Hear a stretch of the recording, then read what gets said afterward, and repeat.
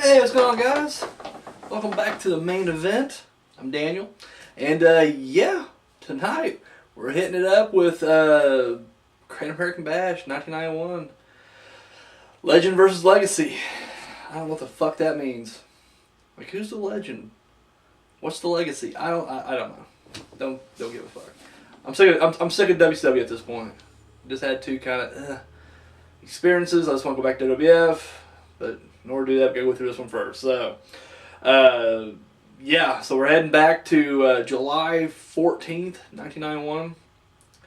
We're at the Baltimore Arena in Baltimore, Maryland, in front of like 9,000 plus fans. And the main event is a steel cage match between Paulie and Arn Anderson going up against Missy Hyatt and Rick Steiner. Alrighty, so now the funny thing about this match is, like, you know, this is around the time that Ric Flair left. Like, Ric Flair left, and I guess the match was initially scheduled to be Luger versus Flair, and I'm only guessing that, you know, Luger's going to win the title or whatever, but it doesn't matter if Flair was unhappy and he left, took the belt with him, which is another story that you guys already know about anyway, so I'm not going to go into the details there. So, but the original match, and once again, the fact that this is a main event over what would be the title match between Luger and Barry Windham just blows my fucking mind. Like, this is the second time they pulled this shit. Where they just threw some random tag match as your main event instead of the actual title match. And I know everybody's like, well, you know, technically, Daniel, it's the main event, it's the feature belt, it's the headliner, you know, this was just whatever. No, fuck you. Final match of the evening, that's your main event. That's your fucking main event right there. But whatever. But this match was initially supposed to be a six-man or six-person intergender cage match. Initially, it's going to be Arn Anderson and Barry Windham and Paulie against the Steiner brothers and Missy Hyatt. And of course, what happened was, of course, Barry Windham got transferred out to face Luger for a title. And then Steiner, which I'm not sure if it was kayfabe or real, but Scott Steiner was injured, so it took him out. So it just left it a tag match. And of course, the funny thing was about this tag match is that because, you know, wrestling's still real to Maryland at this point, the Maryland Athletic State Commission or whatever, they would not allow intergender matches, which is weird to me that this match would still go on. Like, would WCW not know that in advance? This seems like something they would already know. Like, oh wait, we can't do this. Shit. So it makes you wonder if, like, maybe this was already, it's like planned from the beginning. Like, even if it was 3 against 3 initially, if Missy Hyatt was going to be taken out of the match anyways and leave 3 against 2, or in this case, since it's now a tag match, 2 against 1. But either way, before the match even gets started, the Dicks come out, Dick Slater, Dick Murdoch, and they end up kidnapping Missy Hyatt, and they leave Rick Steiner alone.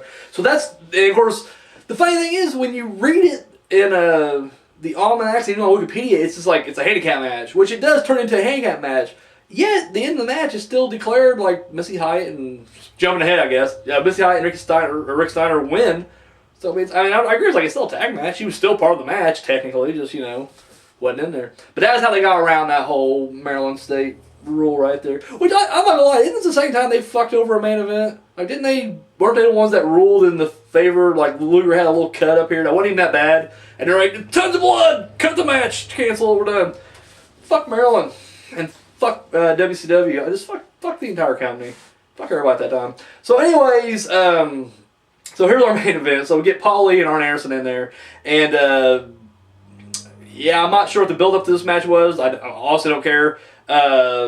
But Steiner comes out with Missy Hyatt, and then of course the Dicks come out and kidnap her. Like, she's spending her time outside the cage, kind of greeting the fans, and then of course they come down, scoop her up, and then of course Steiner's already in the cage, and of course, boom, they shut the door, and it's 2 against 1. But really, let's be real, it's 1 against 1 because Paulie was a big pussy and he's hanging out in the corner. Now, once again, since it don't really matter in this match per se, it still boggled in my mind that they actually had like the tag rules. That Paulie was, I mean, once again, it makes sense because Paulie ain't gonna get in there anyways, but I'm just like, it's a cage match. Like, I don't know, I just hate WCW. Like, seriously, the overtop rope rule, the cage matches with referees that actually enforce, fuck this is a joke. But anyway, so we get Arn Anderson versus Rick Steiner. Another thing is kind of, I'm gonna harp on this for a little bit longer if you guys don't mind, because literally me harping on this, like this video is actually longer than the match. Like already, I can never see the runtime. We're already past the match itself. But the match is probably already over. It is, son of a bitch. So anyways,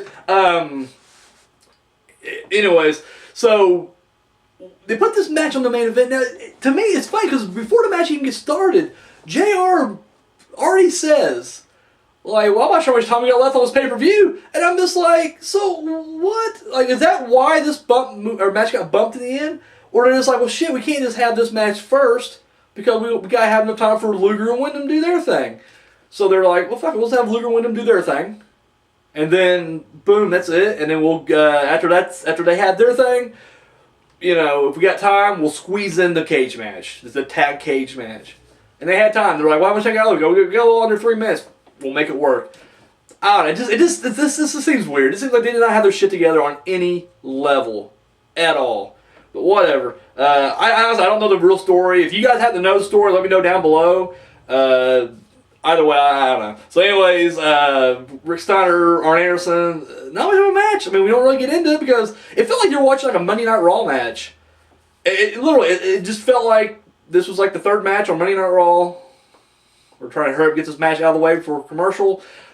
That's what it was. At one point, Arn Anderson goes to the top rope, jumps off. He gets Steiner lined. That was Rick Steiner's finisher. And it did not look that devastating. I've yet to see a Steiner line look that devastating. I've been watching. I've been checking this out since whatever. Every match I've seen Rick Steiner featured in, he does a Steiner line, and I am not impressed. Doesn't look like Stan Hansen's clothesline. Doesn't look like JBL's clothesline from hell. It looks like a weak-ass clothesline that just barely puts the guy down, and it's his finisher. Maybe I'm just getting grouchy now. I don't know, but still, I'm just like, Anyways, Rick Steiner hits the Steiner line, and then leaves him and Paulie, clotheslines him, or Steiner lines him too. 1, 2, 3, match is over.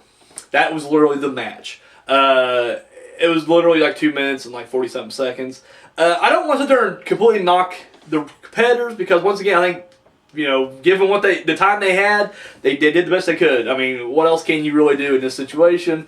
And like I said, you know, if they knew ahead of time that like this is what was going to happen to get there, but the whole like, you know, Missy Hyatt can't compete as well, I understand that. And maybe, like I said, once again, maybe that was the plan all along, was to just go ahead and have her get kidnapped regardless, you know, give the faces. But it just seems like this match was just hastily thrown together. I don't know what the build was like. Maybe I hate to be funny if this was like honestly like built to be like one of the big matches. I mean, it had to be, right? Like it headlined the goddamn pay-per-view. So anyways, I don't know. Everything about this match is kind of. But truthfully, it wasn't long enough to be bad. I mean, I can't sort of be like, you know, it was a bad match. There wasn't much of a match. I mean, it wasn't long enough to be good either. So I mean, it is what it is. So yeah, that's kind of my review. It's one of these. Yeah, I mean, it more of just the weirdness around that kind of makes this video, I guess, worth watching. Not necessarily my review, because like I said, there ain't much to review on this one. Steiner lines them both, and that's it. Rick Steiner, bad motherfucker. So, Paulie making his main event debut. Getting Steiner lined. So yeah, that's all I got, guys. Sorry, there ain't really much else to say about this. They didn't use the cage to its full advantage. Except for Paulie couldn't escape. That was pretty much it. That was pretty much the extent of the cage. Paulie could not escape. But I was like, what was they expecting to do? Like, what was the game plan? Like, injure Steiner and then like just beat the fucking shit out of Missy Hyatt? Like, was that going to be the game? Was that Paulie's plan going into this? Like, I'm just going to curb stop that bitch into the cage? I guess so. That was what they were playing. Like, weeks in advance, they're like, that's what we're going to do. And I don't know, were the dicks working for Paulie and Arn Anderson? Like, I really don't know anything about this match other than what I saw. It's so out of context, it's insane. That's all I got. I'm going to wrap this up, but this is getting ridiculous. Alright guys, tune in tomorrow as we go into SummerSlam 91. Back to WWF, backwards normal, somewhat. Alright guys, that's all I got. Thank you for watching, and until next time.